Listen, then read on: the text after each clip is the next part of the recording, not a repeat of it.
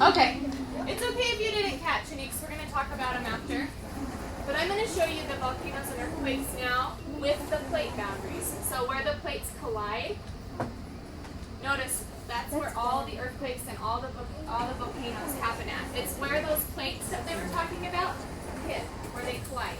Those are the plate boundaries, and that's plate tectonics.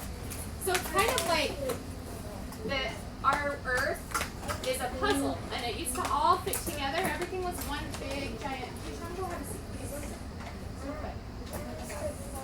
Okay, so it's like the Earth is a big puzzle, and all the continents kind of used to be together, and what we called that Pangea.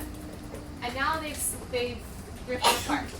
So it's like a puzzle, and now it's apart. It's not put together anymore. But that is where those plates meet, and the puzzle's all put together like this. That is where all the volcanoes and the earthquakes happen. So what we're going to do now is we're going to talk about the different ways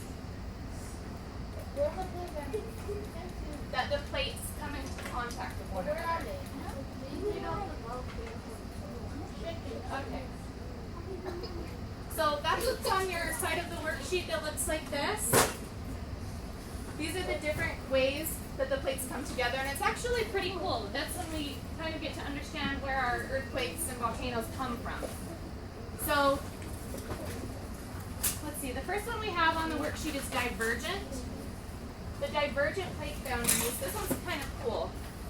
So, everyone put your hands up like this. Leo, can you put your hands up? A divergent plate boundary, it separates like this. And that's how we create. So you have two pieces of land and they open, and now we've got water. That's how we can create more ocean floor. And a good way to remember the divergent plate boundaries is if you have like a plate boundary and they're separating like this. I like to think of a little guy on a diving board. And the plate's separated, and now this filled up with water, and now he can dive in. So divergent. So they separate, and the little guy can jump in the water. You're falling down to the water? Is this here? No.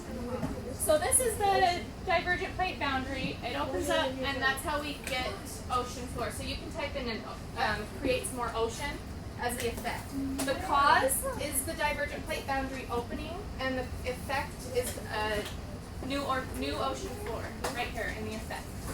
So right next to it, that's where you're going to write new ocean floor. Or I just said divergent more water. Yep, it separates, and then the water comes in, and we've got a new ocean floor. So more, ocean floor. Ocean floor. Okay. Now let's look at the next kind. Okay, so there's two kinds of convergent plate boundaries. You can have convergent where that's where they come together. You can have that with two pieces of land, or you can have that with the ocean floor and the land. So the first one we're going to look at is the first one on your worksheet, the ocean one. Yes. This one's really cool because when you have, so let's do this again with our hands. So our convergent plate boundaries are going to come together, and this one's the ocean. So you can kind of move this one. And when they collide, this one actually goes underneath. The ocean floor does. And right there, where that happens, this is a volcano. That's where the volcanoes happen, or when the oceanic and the continental collide. That's where our volcanoes come from, which is actually pretty cool.